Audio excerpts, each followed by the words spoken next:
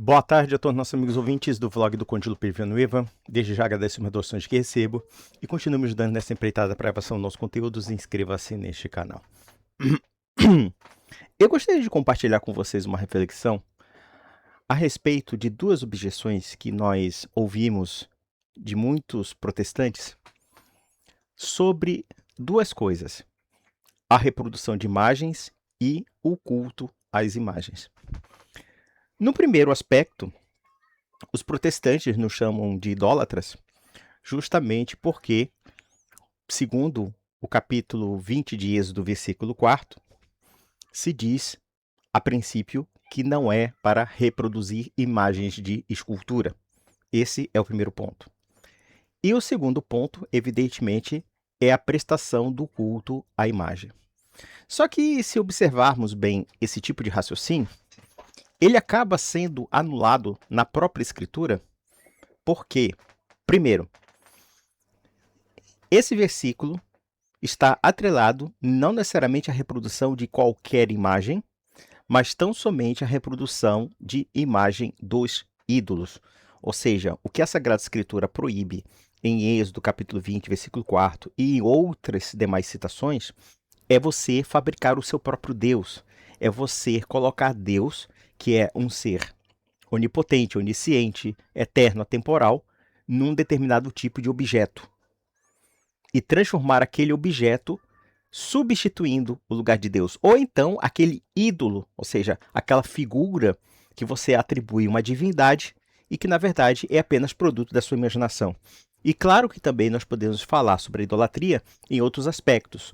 Não somente fabricar ídolos, mas também ter certos ídolos que não são necessariamente um Deus que seja fabricado pelo homem, mas qualquer coisa que você coloque acima de Deus. Por exemplo, o dinheiro, o sexo, o poder e assim sucessivamente. Então, quer dizer, a idolatria tem vários contornos e vários tipos de entendimento. E é interessante que no debate católico-protestante sobre o conceito da idolatria, muitos protestantes não sabem definir bem o conceito. Primeiro porque eles confundem a externalidade do culto com idolatria. Então, por exemplo, uma pessoa que se ajoelha perante uma outra pessoa, segundo essa interpretação completamente descabida dos protestantes, pode ser interpretado como idolatria. Ainda que nós tenhamos inúmeras cenas, não somente do Antigo Testamento, do Novo Testamento, como também inúmeros aspectos culturais que nós sabemos que não é bem assim, não tem o menor sentido, né? Mas se por um lado há duas objeções dos protestantes que são bastante problemáticas, justamente porque transformam um conceito bastante complexo como a reprodução de imagens, e na Sagrada Escritura você tem, de fato, reprodução de imagens que são autorizadas e que são aceitas, então observem que o problema não é necessariamente a reprodução de imagens, é como e por que você reproduz aquelas imagens, ou seja, para a reprodução e adoração de ídolos. O que a Sagrada Escritura proíbe não é meramente uma reprodução de imagem. Em Êxodo, capítulo 25, versículo 18, você tem reprodução de imagens na Arca da Aliança. E aqueles anjos e querubins que estão em cima da arca, eles têm um simbolismo que te vincula a Deus. A própria arca é um objeto de culto que te vincula a Deus. Então aqui nós temos uma problemática, já que demole o conceito protestante de reprodução da imagem de escritura. Por outro lado, prostrar-se perante imagens ou prostrar-se perante objetos de escultura.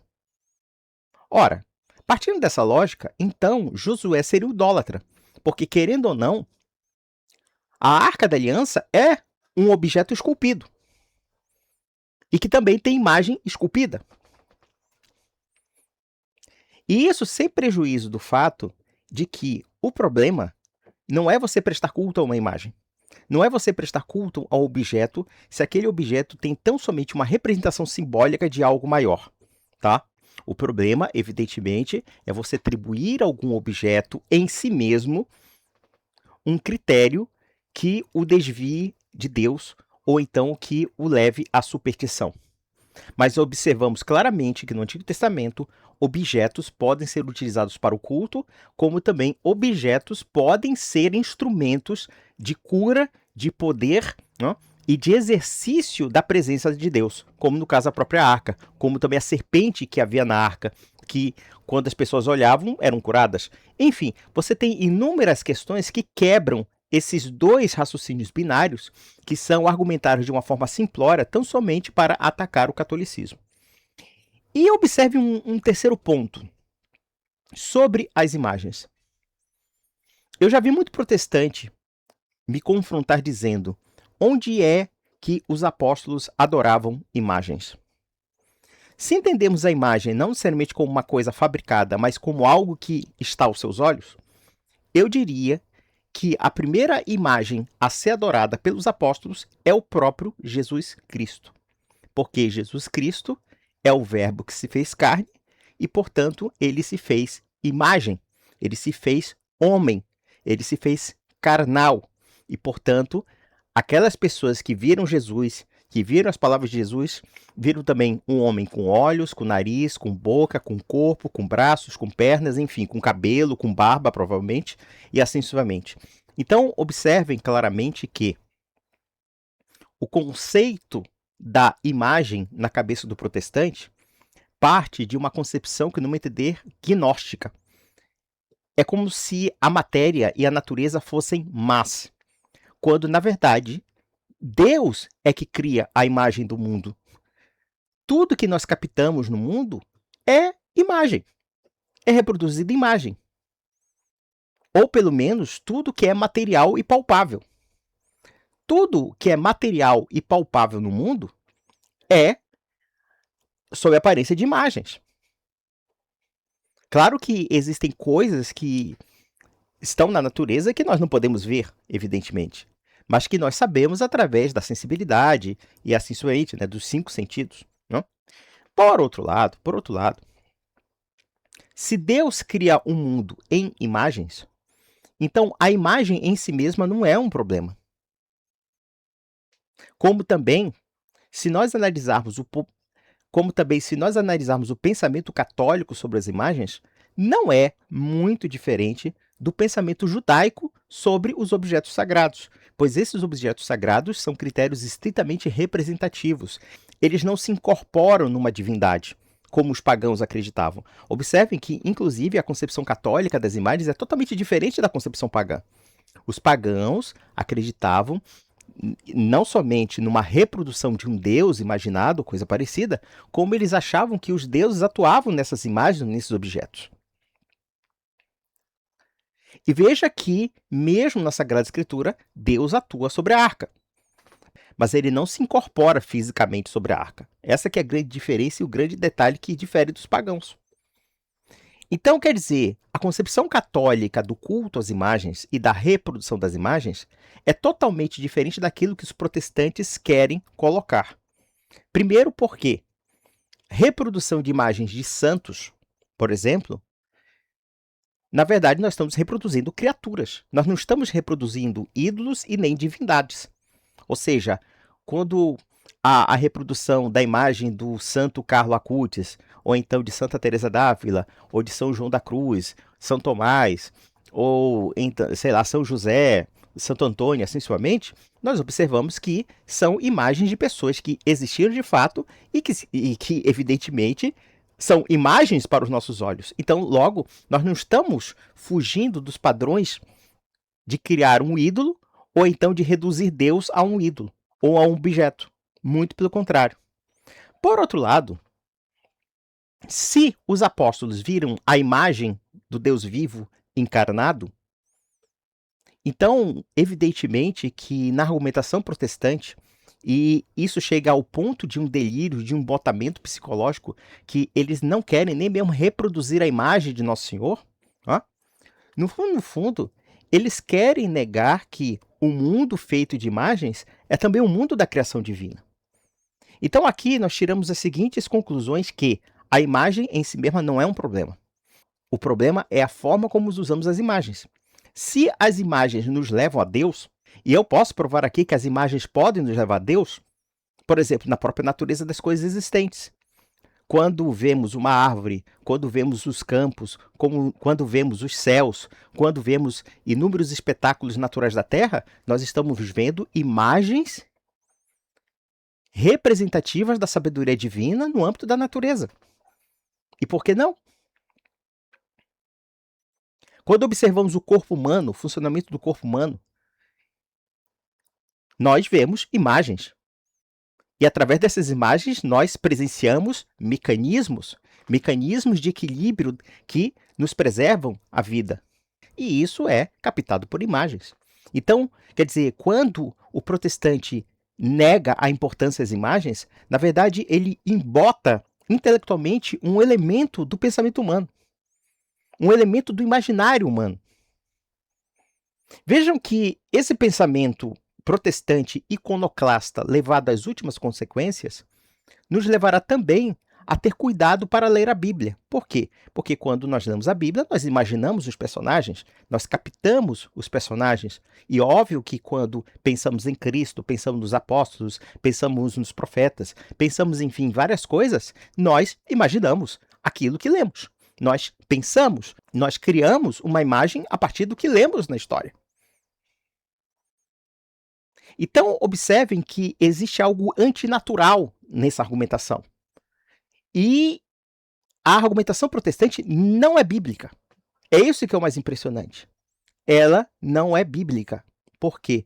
Porque ela parte de uma visão completamente genérica do não reproduzir imagens, ou não fabricar imagens, ou então simplesmente não prestar culto às imagens, quando na prática os apóstolos prestaram culto à imagem de um homem. E aqui eu pergunto para vocês, qual é a diferença entre você prestar culto de adoração a Jesus Cristo e você prestar culto a uma imagem representativa de Jesus Cristo, quando essa imagem te leva ao próprio Jesus Cristo? Essa que é a grande questão. E da feita que Jesus Cristo se fez imagem, logo ele se fez homem, ele se fez carne e se fez visível. E a Igreja Católica só reproduz aquilo que de fato ela vê. O que de fato ela guardou. Então a loucura protestante de, inclusive, pelo menos não são todos, mas alguns, querendo negar a imagem de Cristo, cai assim numa espécie de heresia gnóstica, de heresia docetista. Os docetistas tinham a crença de que Jesus Cristo era puro espírito, ele não era carnal. Mas a Sagrada Escritura diz o contrário. A Escritura diz, inclusive, que quem vê Jesus Cristo vê a própria imagem do Pai. E assim sucessivamente. Então observem que o elemento da imagem é algo inerente ao ser humano. E que as restrições bíblicas sobre o assunto não têm nada a ver com o que de fato acontece na Igreja Católica. Porque a Igreja Católica reproduz a imagem de um santo, reproduz a imagem dos evangelhos, reproduz a imagem de Cristo, reproduz a imagem da Virgem Maria, como um critério estritamente representativo. E mesmo quando falamos da ideia do culto, e aqui nós temos que fazer uma correção, porque muitas pessoas entendem o culto como meramente adoração e não é a mesma coisa, porque há várias formas de culto e gradações de culto, existe um problema no protestantismo no que diz respeito à própria adoração a Deus. Vejam que quando eles dizem que uma pessoa se ajoelhando perante a imagem de Jesus Cristo é um idólatra, se ajoelhando perante a imagem da Virgem Maria é um idólatra, baseado apenas num critério externado de culto. Mas só que na Sagrada Escritura nós temos pessoas se ajoelhando perante reis, pessoas se ajoelhando perante profetas, pessoas se ajoelhando perante objetos, como no caso a Arca da Aliança, e assim sucessivamente. Nós vamos dizer que todo o ato de se prostrar e de se ajoelhar à adoração? Evidentemente que não.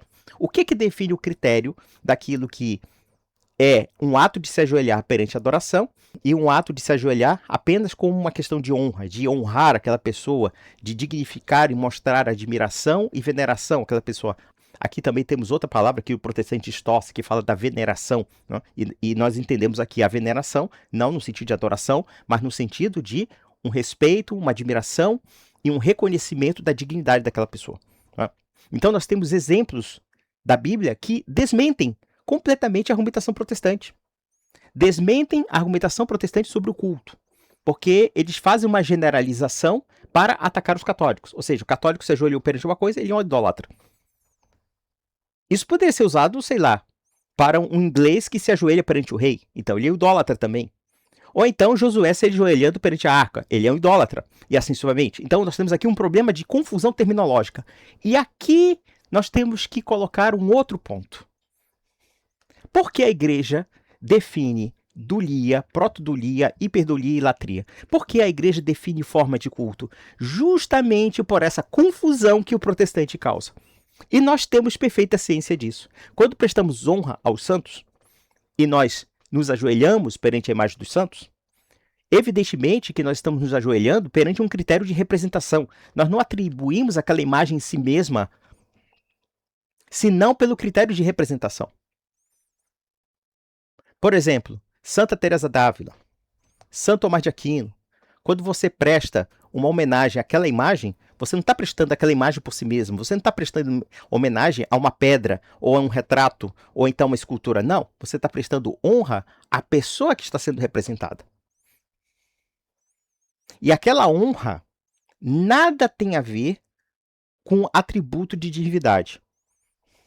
Claro que eles vão falar da questão da intercessão dos santos, que você está pedindo para o morto, etc. Bom, eu já expliquei aqui o que é a eclesiologia católica e de onde, inclusive, vem essa tradição da intercessão dos santos, né, que inclusive existe na tradição judaica.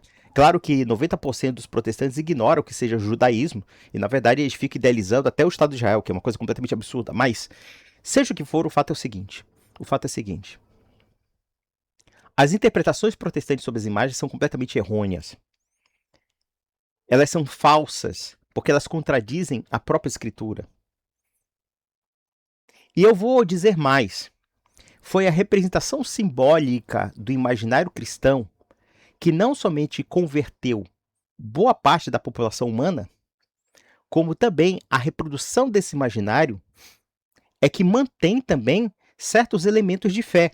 E vou provar isso por uma questão muito simples. Quando um protestante se revolta com certos aspectos simbólicos do cristianismo, vejam, por exemplo, um comentário que eu li de um idiota afirmando que incensos, que velas, são artigos pagãos. Ele falou isso, que o incenso, por exemplo, nós temos na missa, não? Quando o padre joga o incenso perante o altar, ele estava dizendo que aquilo ali é paganismo. E observe que os protestantes são ignorantes até mesmo do que seja uma cultura pagã, para falar tanta besteira desse sentido. Mas, na Sagrada Escritura, nós temos velas, nós temos luzes, nós temos iluminação, e as iluminações representam alguma coisa. Os judeus, por exemplo, dentre inúmeros dos seus símbolos, carregam a menorá. A menorá é um candelabro de 7 braços reproduzindo os dias da criação. E lá eles colocam velas.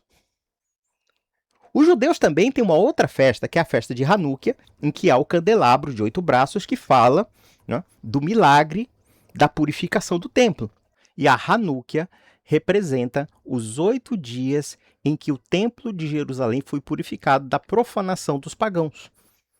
E faltou azeite para acender as luzes e por algum milagre ficaram 8 dias com essas luzes sem azeite. Então, observem que essa simbologia também é bíblica. Como, por exemplo, o incenso que nós observamos no altar da igreja, podemos remontar ao Apocalipse.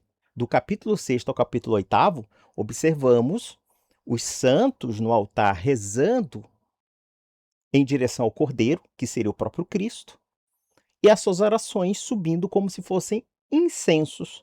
Aí eu pergunto para esse palerma protestante. Se você está dizendo que incenso é algo pagão, então por que ele é citado em Apocalipse? Então você vai ter que afirmar de uma forma completamente absurda que Apocalipse é um livro pagão. Então, vejam que essa revolta simbólica cria um problema muito sério para o cristianismo. Justamente porque, quando eles começam a fundamentar uma iconoclastia contra as imagens, na verdade, eles estão apagando da população o imaginário cristão. E quando eles apagam esse imaginário, na prática, resta-nos apenas um vazio. E existe também um outro problema, e eu digo que o caráter gnóstico é muito forte. quando falamos da questão da Eucaristia, quando falamos da ação de Deus sobre os objetos, que aqui nós temos o caso das relíquias e assim sucessivamente, o protestante cria uma separação tal entre a realidade natural da criação e a própria divindade, que ele chega a negar o fato de que Deus pode atuar sobre os objetos. Um exemplo clássico disso, o batismo. Quando batizamos uma criança, nós sabemos claramente que o Espírito Santo age sobre essa criança e, portanto, existe uma representação material do batismo, que é molhar a cabeça da criança ou de um adulto e falar as palavras: eu te batizo em nome do Pai, do Filho e do Espírito Santo. O mesmo se pode dizer da Eucaristia. Cristo se faz presente no pão e no vinho. Mas a concepção protestante, que é um tanto revoltada contra a própria criação, como também é revoltada contra as imagens, como também é revoltada contra a própria história cristã, porque a história cristã é uma história de pessoas reais, de carne e osso, é uma história de pessoas que têm imagens. No final das contas, o que nos resta é um profundo vazio. Porque na cabeça do protestante, a história cristã não é uma história real. Não é uma história em que há pessoas de carne e osso. E vejam que o próprio Deus, ao se fazer imagem, ele participa da própria natureza. Se ele se encarna como homem, então ele se encarna no tempo, se encarna no espaço e também se encarna na própria matéria. E tudo o que nos resta dentro da iconoclastia protestante é um imenso vazio espiritual. É um imenso vazio de imaginário. E eu poderia dizer que todos esses militantes protestantes, esses apologetas que atacam o culto às imagens, que atacam a reprodução de imagens, dentre outras coisas, eu digo, vocês são carentes de imaginação. Eu poderia dizer mais, vocês são carentes também de intelecto. Por quê? Porque a fé cristã é a fé de um Deus que se faz imagem. E mais além, a história, antes de passar para o papel, ela é uma história em imagens. Até a ação de Deus, ainda que nós não vejamos Deus, pelo menos a figura do Pai, mas nós assistimos o poder de Deus sobre a natureza, o poder de Deus sobre as coisas. E aquelas pessoas captaram esse poder através das imagens. Então, a Sagrada Escritura não é contra as imagens. A Sagrada Escritura é contra os ídolos. É rebaixar a dignidade de Deus à criatura. Daí, claro, que quando se recusa a reproduzir a imagem de Deus Pai, é porque, evidentemente, se recusa a rebaixar a dignidade de Deus da temporalidade e da eternidade. Porém, o próprio Deus se fez carne. O próprio Deus se fez temporal. O próprio Deus se fez presente entre os homens. Então, observe aqui que todas as indagações que eu coloquei não são minhas, mas são simplesmente católicas. Então, Deus se fez imagem na natureza, Deus cria um mundo visível para nós, nós também somos visíveis, ainda que sendo também a imagem e semelhança de Deus, e nós captamos a criação justamente pelo que vemos, pelo que nós contemplamos, a natureza, as coisas existentes, assim sucessivamente. Então, quer dizer, essa revolta que o protestante tem contra as imagens é uma revolta gnóstica. É uma revolta mesmo contra a própria ordem da criação. Vamos elucidar aqui. As imagens que os católicos usam são critérios de representação de pessoas reais, de eventos reais e de personagens reais que estão no tempo e no espaço. E todas as representações de Cristo, como também da Santíssima Trindade, embora Cristo tenha se feito imagem entre nós, quando há a reprodução de Deus Pai e a reprodução do Espírito Santo, são reproduções tão somente alegóricas, já que o Espírito Santo, quando ele se manifesta perante Cristo no batismo, aparece uma pomba, e por isso nós usamos uma pomba, quer dizer, é um símbolo bíblico. É um símbolo bíblico. Como também a representação de Deus Pai, muitas vezes se usa a figura de um ancião, mas aquilo é só uma figura representativa, uma figura que não tem materialidade, nós não atribuímos a Deus uma figura como aquela, mas tão somente um critério estritamente simbólico. E quando o protestantismo destrói a simbologia cristã, o que nos resta é um imenso vazio. Eu poderia dizer que, dentre tantos aspectos, tantos fenômenos políticos que podem ser atribuídos à reforma protestante, no quesito da secularização, eu digo que um dos elementos que levam à secularização é a destruição do imaginário cristão. Se o imaginário cristão é destruído, se Cristo se torna uma figura demasiado abstrata para as pessoas, se a própria história sagrada do Antigo Testamento, como talvez o Novo Testamento, se torna basicamente a história de um livro e não uma sucessão de acontecimentos reais no tempo, no espaço, e que foram só posteriormente transcritos no livro, e quando não entendemos que o que a Sagrada Escritura diz é algo que transcende um pedaço de papel, aí podemos perceber o estrago que os protestantes causam ao combater as imagens, ao ressuscitar uma velhíssima heresia, que é a heresia da iconoclastia. E essa revolta simbólica contra o cristianismo não é necessariamente apenas uma questão de defesa da ortodoxia ou do evangelho. É, na verdade, de puro ódio ao catolicismo, e nada mais. Não há defesa da ortodoxia aí. Há um esvaziamento simbólico, um esvaziamento artístico, um esvaziamento mesmo da presença pública que a fé cristã tem através do imaginário das pessoas. E isso é tão verdadeiro, que eu estou falando, que, por exemplo, essa mania louca, né, de demonizar presépios, demonizar não sei o quê, demonizar isso, aquilo, assado, cozido, né, no fundo, o que nos resta é nada. O que nos resta é tão somente um abstracionismo de um Cristo que parece que não encarnou. E que, na prática, o que a igreja faz é seguir a lógica, seguir a razão e seguir o bom senso. Pois se nós hoje temos arte cristã, música cristã, e a igreja fez do evangelho não algo preso a um livro, mas algo como parte da realidade, pense na arquitetura medieval, pense na arte, pense na música, pense na literatura, quer dizer, tudo cristianizado. Então, portanto, a igreja deu a abrangência que o cristianismo de fato tem. A abrangência de ser católica, a abrangência de ser universal.